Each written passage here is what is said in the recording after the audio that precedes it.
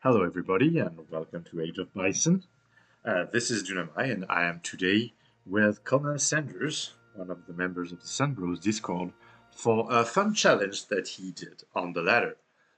So the challenge is pretty straightforward, and it's called the No-Gat Spam, No Marine Spam Challenge.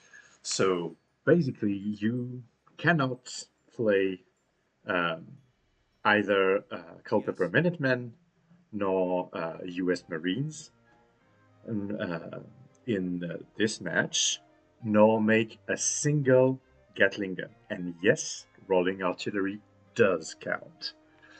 So, how are you doing, Colonel Sanders? I'm doing just fine. Actually, perhaps not just fine. I do have a bit of a cold. So if I cough or sneeze or sound too congested, please do excuse me. But very eager to cast this game along with my good friend Dunamai. So, um, I have to disclose to everybody this is a bit 1100s ELO game, and without being excessively self-deprecating, you will see some glaring mistakes. You'll see some moments of triumph, but you'll see victory snatched from the jaws of defeat and defeat snatched from the jaws of victory here and there. But I had a lot of fun with it. It was 44 minutes long, so there'll be some times when things are a little slower. We'll speed up at those points so as not to bore you too much. But there are certainly some exciting moments in here. But one thing you will definitely not see is any Gatling guns, and certainly no Marines either. All right. So, maybe you want to introduce us to the Niger Delta map? Sure. So this map, I do like this map because the natural resources are pretty dense, and the natives are quite good. The Akan, of course, everyone loves the Akan musketeers. I like their economic upgrades as well.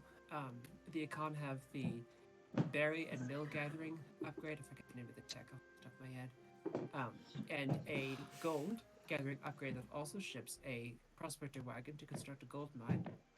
The Yoruba have a wood gathering upgrade. These all come in handy if you want to lead into a boom at some point, which I do. There's also a substantial smattering of fish, though perhaps not quite enough whales to sustain a boom for two players. Perhaps one could get away with it. My ally, the Nick Silver, and by the way, I do want to make a shout out. He was very patient with me, let me do pretty much everything I wanted, never chastised me for making a mistake, and for that I'm very grateful. Um, Even when I wasn't coming to it, should have. But you will see that he is very focused on the economic play, and he goes, I think, pretty early for the C. Perhaps we Mhm. should take a look at the decks. Yeah, exactly. That's what I was about to say. So, Team Mao, essentially Team Water, from Russia. Um, so, the on the Colonel Sanders side, we have um, 1v1, 2v2 TR. What is TR? A trade route. And if I could say Mm. one thing, if I here's one of my mistakes. If I had looked at this deck uh, before going on the ladder, which I hadn't played in a while, I would have taken rolling artillery out. I also would have taken, I think that's Louisiana Purge side of the deck. I don't think that's terribly useful. In a 2v2, 3v3, 4v4, I would have replaced it with um, one town center wagon, but I wouldn't have had either. Um, Right. Now, So, and I. finally, on Sure, go ahead. on the opposite side, spam of Yumi in Spanish. So, you might see some archers. Definitely a surprising play for Japan that everyone knows and loves. And from Ottomans, FF into Grenadiers, which I find surprising because he doesn't have the grenade launcher card. So, quite a weird play because when you want to go for Grenadiers, especially with the new Gumbarachi, you get a 16 range Grenadier, and that's nothing to laugh at, especially when you're against the one civilization that has the shortest range skirmisher in the entire game. So, yeah, that's an interesting deck nonetheless. What do you want to say, Sandurzz? I go for the trading posts early, especially when you're playing as the US and you have the Chinese immigrants and they're just right there. It is almost a no-brainer. It is a bit risky when you have a trade route that you're sharing with the opponent, but I'm pretty sure that I can play aggressively enough to harass the enemy enough to keep from keeping at least the trade post that's closer to me from being built permanently, from standing Hmm. permanently. So And I figure that on balance, I can get more benefit out of it. yeah, and also remember, it's not like you're massing Minutemen because you No, that won't do yeah, Marines. right. That is the remember the cooldown on the Minutemen is shared with cooldown on trading post rickshaw. So that's why you see that. Sandy Virginia plan. Look at that guy being annoying. I love it. You know he's I gonna pop in the town center, but on the off chance you forget it, sometimes you get a cheeky villager. It's not worth it, but you know, it's annoying. And we love being annoying sometimes on the ladder. Go ahead. that kind of thing used to really excuse my French, but piss me off. The explorer But raids of villagers. yes, oh yeah. But I've learned to just get used to it. Fortunately, I was not the victim of it this time. Um,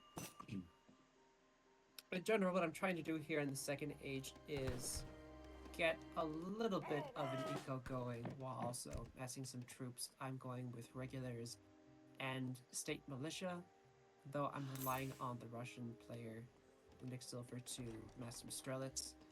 And then we're gonna go in at around 8 minutes 30 seconds. I think was my suggestion to him. So Hamiltonian economics just came in. It would seem that you had hunting dogs because I saw like a jump. Yeah.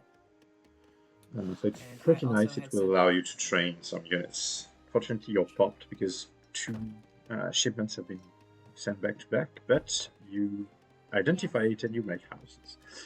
On the other side, we have what seems to be a bus.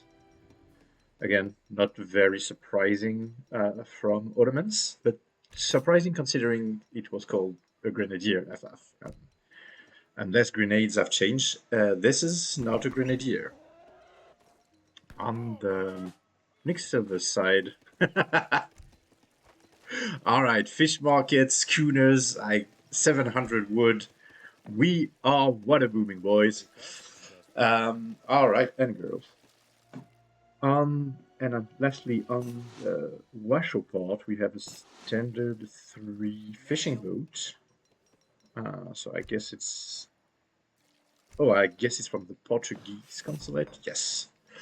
And what seems to be a very slow paced shrine boom, because it does have the wood to do it, so I'm pretty surprised.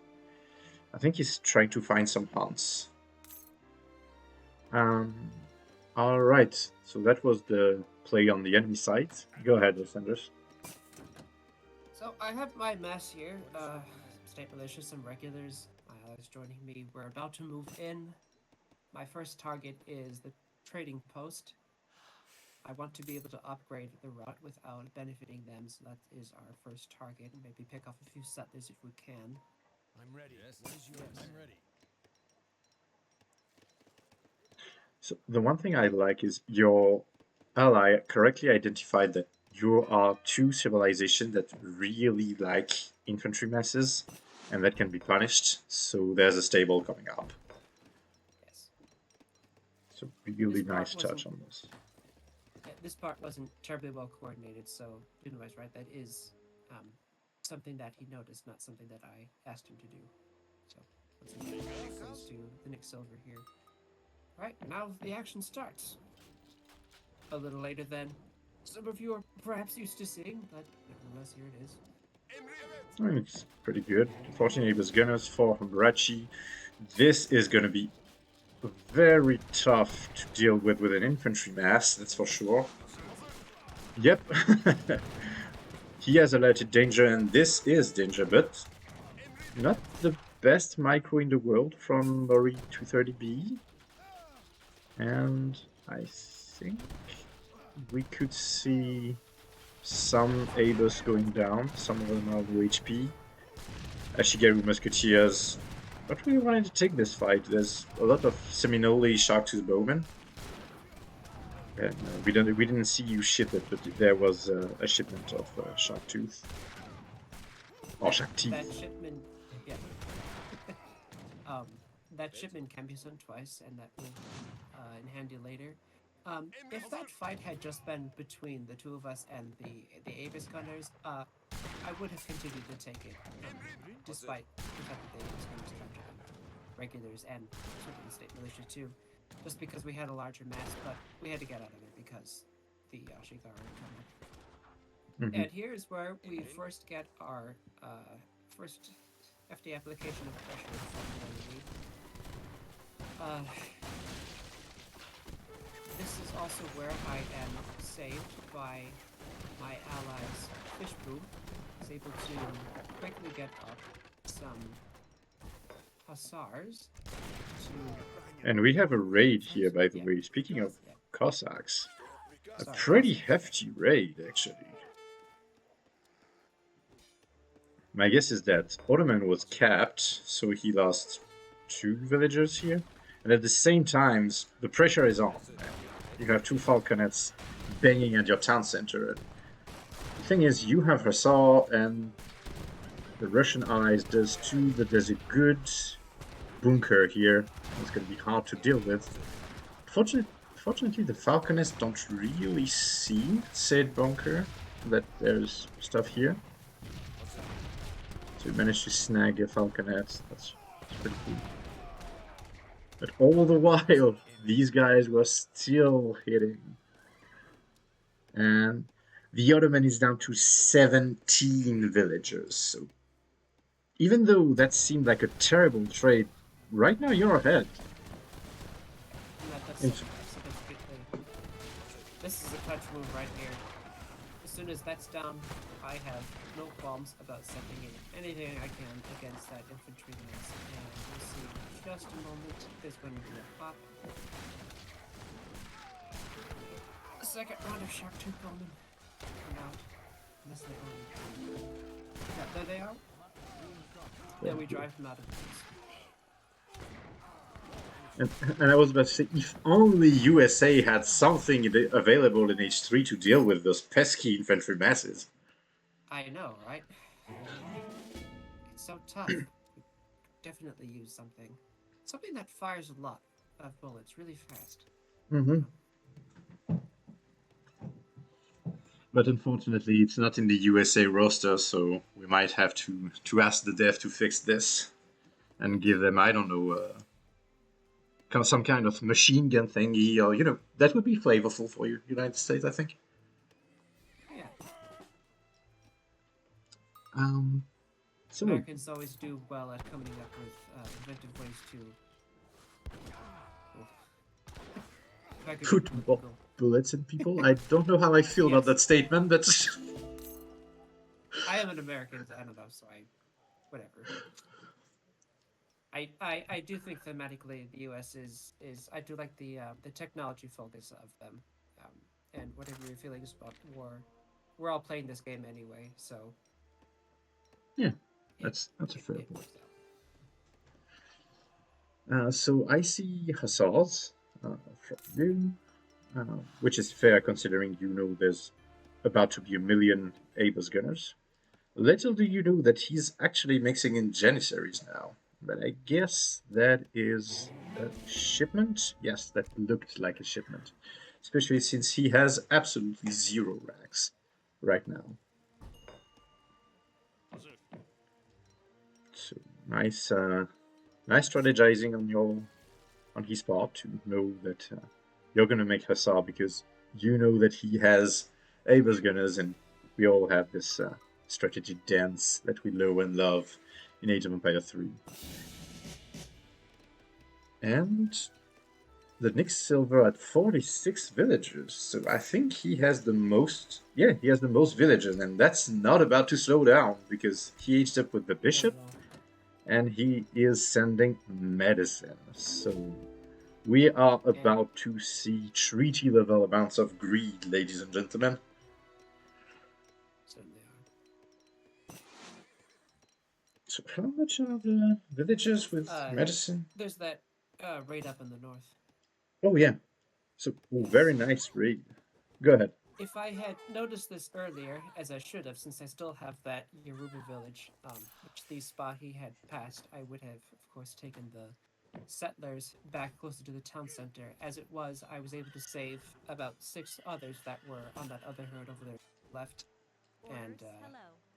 yeah, 7, I guess, and harass these Spahi away Hello. and So, get them basically to idle. so one thing I liked about it is you have these villagers here, and the spy over coming here. So you first decide to put them all in one group, and then you realize that's not gonna happen. If you put them all in one group, they will all gonna die. So you just send these guys back to die, to say in order to save the 7 settlers, which was a nice touch. Yep, that is an instinct of mine. This is why I think it would be very dangerous to leave an actual group of people on a dangerous mission. So But then again, fortunately, this is only a game. yeah, so there you have it. Colonel Sanders is fascinating on how to put a maximum amount of bullets in people and leaves people to die. But do come in the Sandurzz Discord. We're nice, I swear. So I think this is the moment there's a lull in the action, if I remember correctly. Sanders? Yes, there is certainly a lull here. Things will. This turns into an. This turns into a booming game. They take down this trading post. However, I am getting the wood gathering upgrade just at this moment from that trading post, and I do get it before it comes down. I'm also getting those 2 Akon gold and food gathering upgrades at this moment. I don't actually use the musketeers. It's probably something I should have looked into as well. To be fair, the USA Musketeer is pretty decent. So, and of True, course, yeah.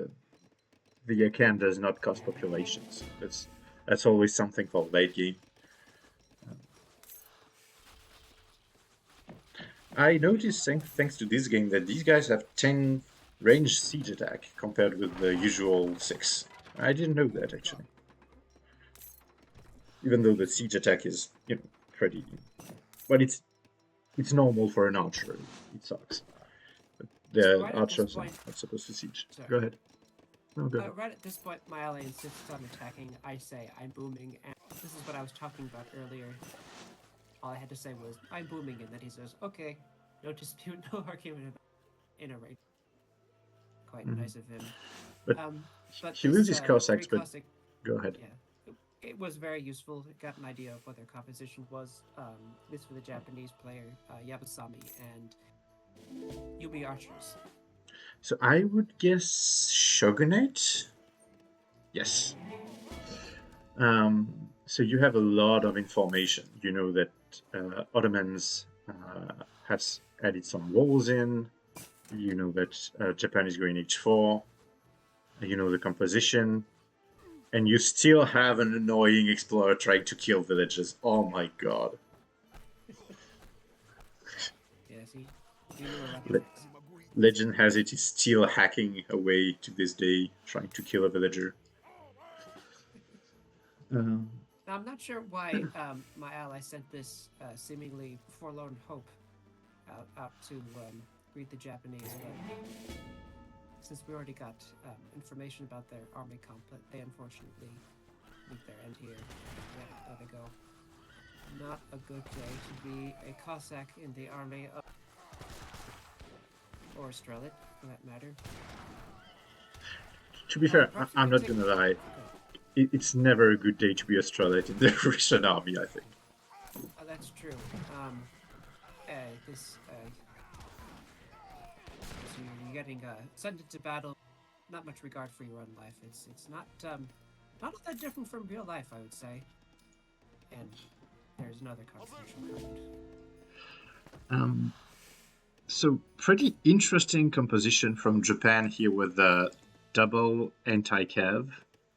I guess he's really relying on his Ottoman ally to really provide the, I would say, more offensive anti-infantry part of the composition, which is fine. It's a 2v2. You can count on each other's strength.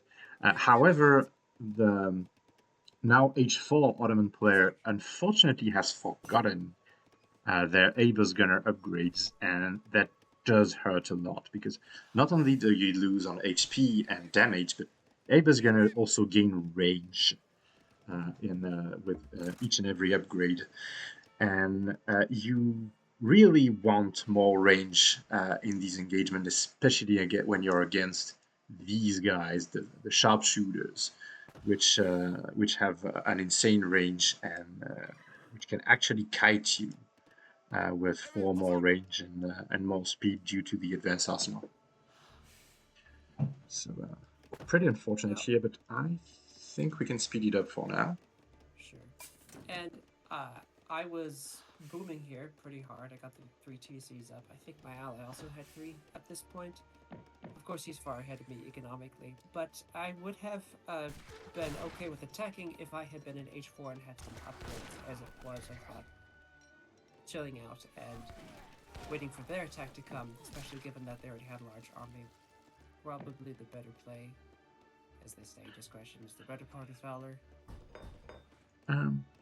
And we have Russia going to H5. So Russia is really water booming. He had villagers left and right being trained. Villagers that cost 74 food thanks to not only the Russian bonus, but also medicine. So we have some pretty cheap villagers. And last but not least, Colonel Sanders, while your forces are being upgraded and you're preparing for war, can you tell us a bit of what was your rationale behind this, specifically no Marines and no gas challenge? Sure. So I hear a lot of the opinion, both here on this Discord and on Reddit, and in general, that Gatlings are overpowered, that they're very annoying to play against. The first of those statements I disagree with. The second is true. They are annoying because you see them all the time, but I think that for at least European civilizations who have culverins, they're not that hard to counter. They fall like a house of cards to culverins. And this is one reason I actually made Malta and also Italy, because I think culverin micro. I think actually culverins are one of the easier units to micro because you don't have to deal with many of them, and the payoff to the micro is very high. So I really like doing that.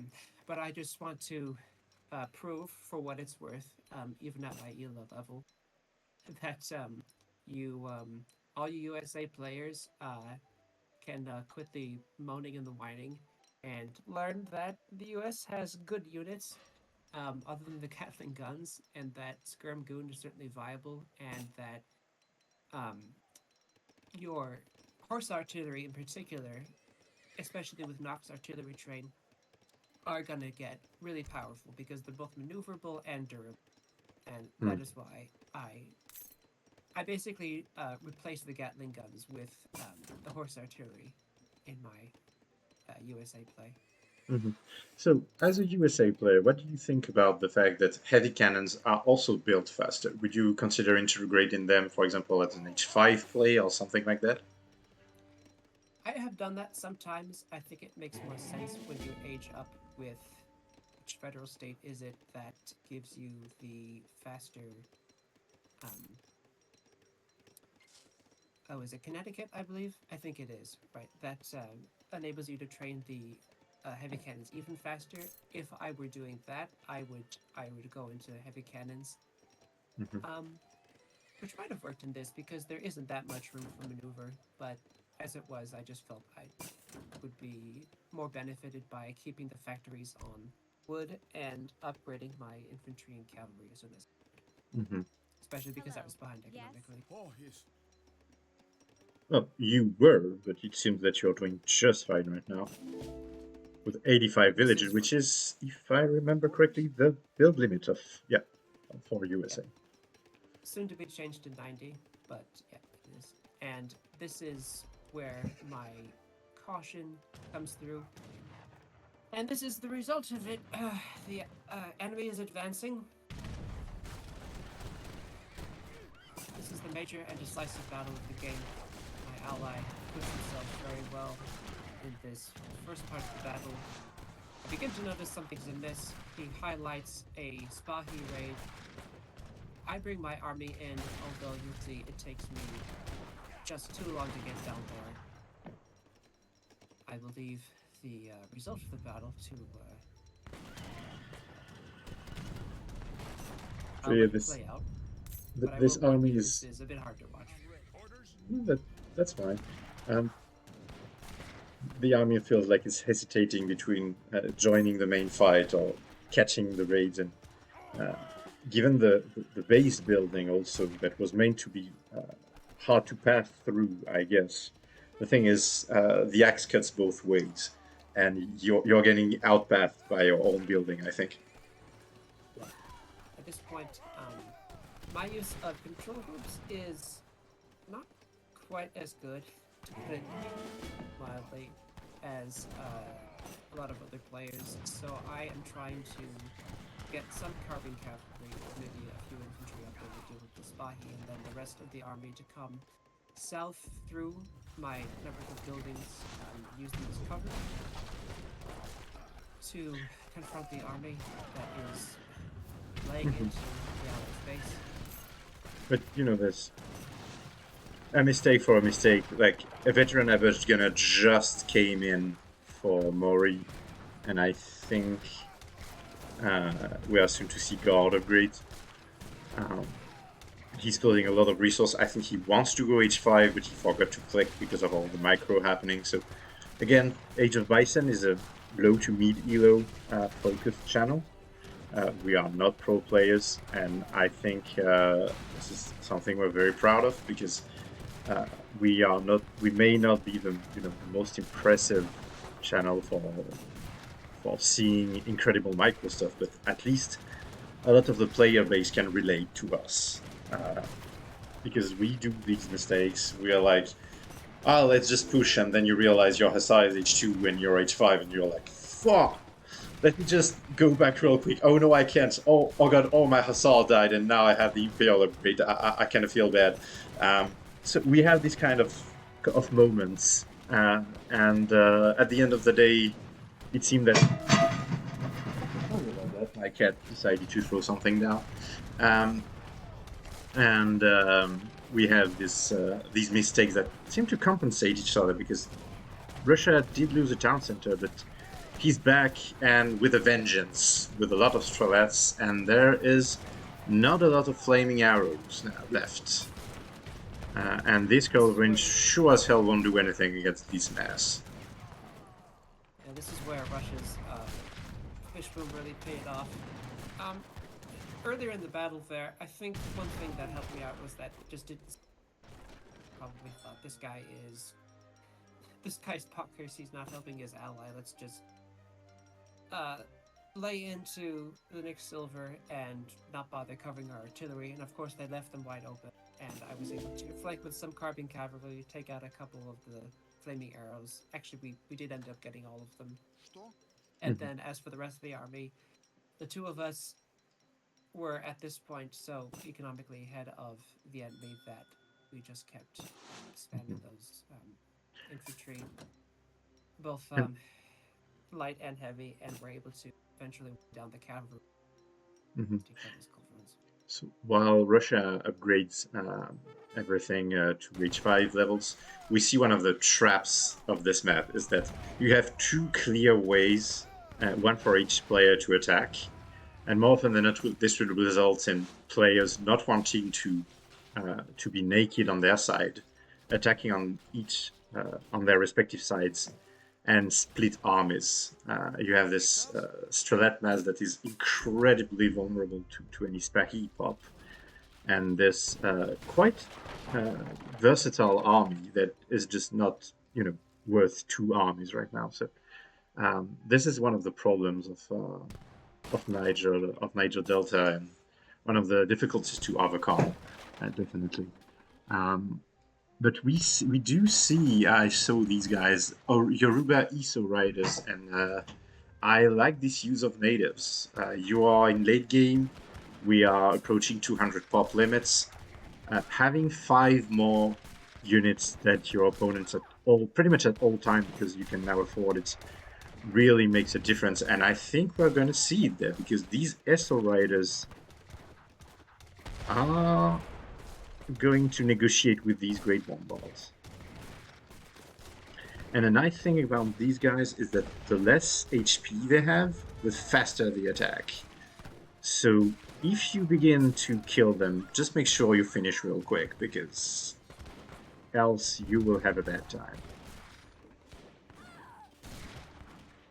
I do believe that when I sent those cavalry back there, I right-clicked that area and then let it go. I didn't put much micro into it, but it was serendipitous to see that the great bombards popped when they did, so the riders were able to. But I suppose in any case, even if those great bombards had not popped, there would have been a great deal of settlers to kill. That also would have been a good target. Mm-hmm. Now, we're going to make some progress into here, but I think my ally is going to get trounced again. Yes, into. That is not a good matchup. Yeah. I'm able to make some progress myself. I'm getting worried because that army's dying, and I know it turned against me. Here I figure maybe it's a good idea to pull out. And regroup once more. Mm-hmm.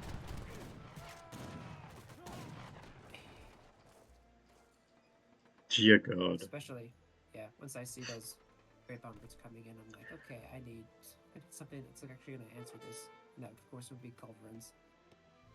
I mean, the answer to this will be 50 Hussar in your face, because there's absolutely nothing that counters cavalry. They kind of left the Hussars unupgraded. Mm-hmm. The funny thing about it is the fact that they actually gave Ottoman a way to get away with this by making the new ASAP that could counter pretty efficiently cavalry in melee. Because remember, the Janissaries have a low multiplier, but you could get away with adding a few Cav too. As we see, Hatamoto Samurais.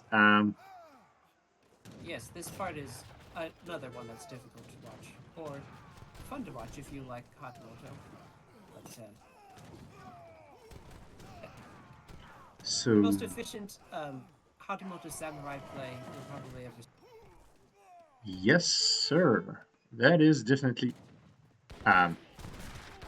Please shoot. Well, that is a lot of value for a Hatamoto Samurai. There you have it, folks. Melee infantry OP. I didn't notice that while the game was being played, and it probably would have upset me some, but I also think that I don't ever play Japan, but I do believe that the Hatamoto Samurai or the Ronin are the most fun unit in the game, just because it's a freaking samurai, and I love the voice lines too. It's just so much fun. And to be fair, again, as we say in Age of Bison, hindsight's 2020. It's always easy, after a game to say, "Oh, look, he didn't even upgrade the halberdiers, and he just spammed strelets into a composition that entirely counters it." Like, yeah, but you're in the ladder. It's been 36 minutes, and I guess you can, the viewer can understand. Like, everyone is exhausted. Sanders is, I guess, eyeing nervously on this button, saying like, "Why did I do this?" And Right. and so, go ahead. I'm sorry. I was thinking, I'd rather have the Elo than this Gatling challenge. No, maybe I could say, okay, all I did was make 3 Gatling guns, and fine. But I kept myself from giving into temptation here. Yeah, the Japanese player is Nice boxing in. able to penetrate. Yeah, he's able to penetrate again, but is quickly dispatched by his halberdiers, who mysteriously still remain at halberdier level. I mean, Veteran, remain yeah. at veteran level. Yeah. And these are going to be vacated soon, even though they could counter the halberd simply because he's just too close. And of course, the Russians are going to Mhm. infantry if they want to. A bit too close for comfort. We have a good mass of sharpshooters and... Oh, you even have the Oyo Legionary. So these guys are excellent musketeers with a range resist. Fortunately, range resist will not really matter against this ranged infantry. But the mess is just... I think the mess is just too big right now. And you're alleviating pressure because this is Japan right there. You have 2 players on top of you. So Russia has time to mass again, which is not something you want to let Russia do necessarily. Yeah, again, these alternating punches, left punch, right punch, I'm pulling out while the Nick Silver is coming in. It's uncoordinated. If I had been Ooh, shoot. Yes! Sorry, what did you say? Sorry. Sometimes I just need someone tapping my shoulder and saying, hey, Sanders, do this or that. I'll be like, oh, of course. And then, well, I can't say I remember to do it because I was reminded, but it's not that I object to things, it's just that I forget to. And I would have said, again, okay, let's we'll pull back, let's just mass a little bit and then attack together. And even if we had to separate armies, that's not ideal, but as Dunamai said earlier, but at least we'd be attacking together. And again, this part of the map being a real challenge tactically when you go on the offensive. And again, also the fact that it's almost 40 minutes into the game, and we're just... I guess the players are just exhausted at that point. Right. So I figure I might be able to get this Ottoman player out. I want to get back into the battle because I see that my ally is attacking. I want to get back into the battle as soon as I can, and I'm going to punish the Ottomans for doing their cheesy spam, which of course is spamming the bombards, and he's got how many there? 7, 8, I think, along with the Aegis gunners. I've got 4 culverins and 4 horse artillery, and I'm gonna try to set up a little trap. We'll see in a minute or so. As we see the Russian player happy to just do what Russia does and throw resources at the problem until the problem goes away.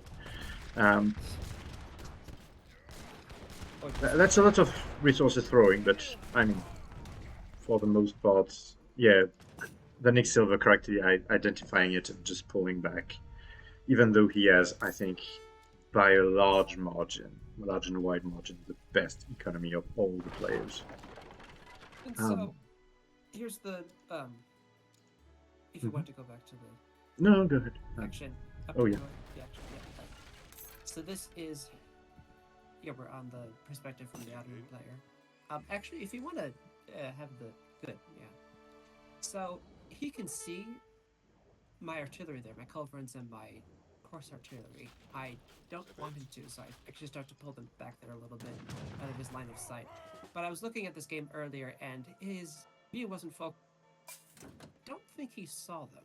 I don't think he knew that I hadn't. He was, if we go on luck view, we can't know for sure now, but he was busy macroing on for the artillery foundry. And there's the word from my ally, so now we're finally attacking together. Ready for coordination. I bait these Aegis gunners in, along with the bombards, and with a bit of sleight of hand. And there are the culverins. And bye-bye go the bombards. so My culverin micro isn't as good as it could have been here, but I as think Dunamai will point out in a second. we were about to we were watching the replay before, and I think you actually clicked on the one of the Abus gunners, and the colorin mistakenly you misclicked it because you see it goes right on the Abus gunner and just right above the Great Bombard. So this is a bit unfortunate, but you still get the Great Bombard nonetheless.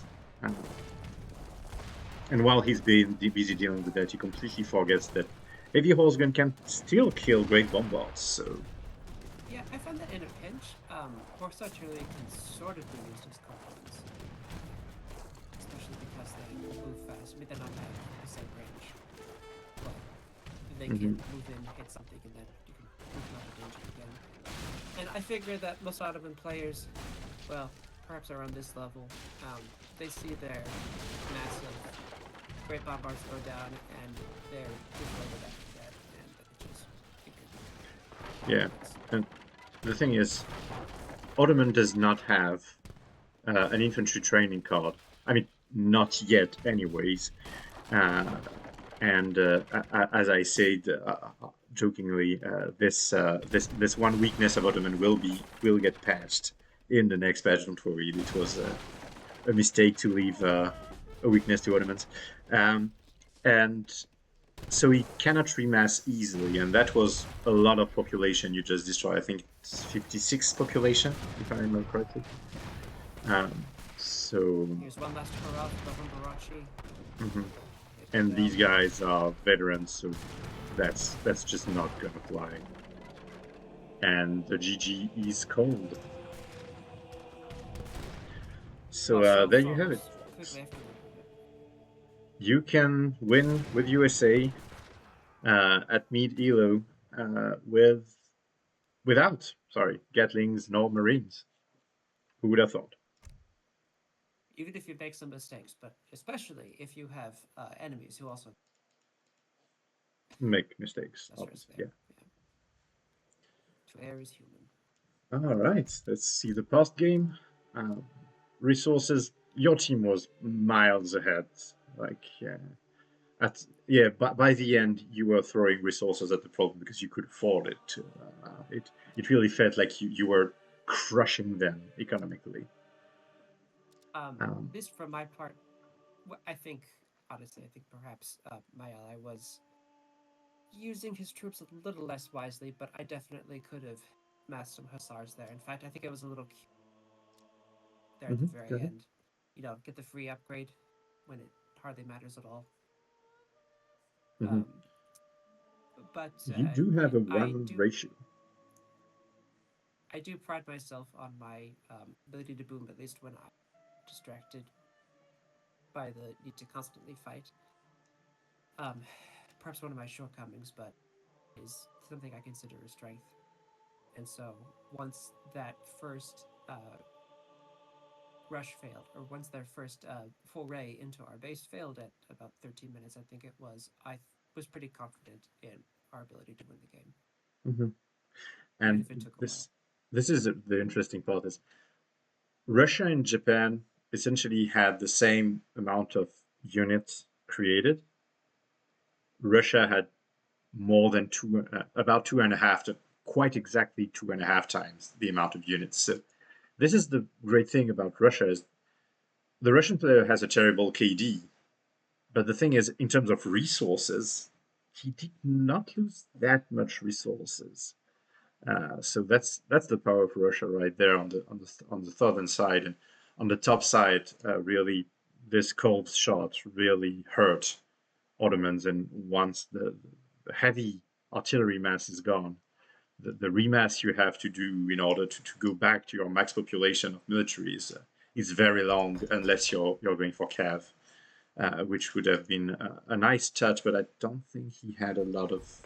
Oh, he actually was planning to go Cav. I think it was just too little, too late by the time the Cav would have come out.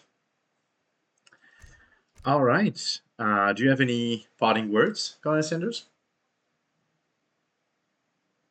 I look forward to not seeing Gatling guns in every deck, and coffee mill guns either. I didn't even have coffee mill guns in that deck either, just to rub it in, I suppose.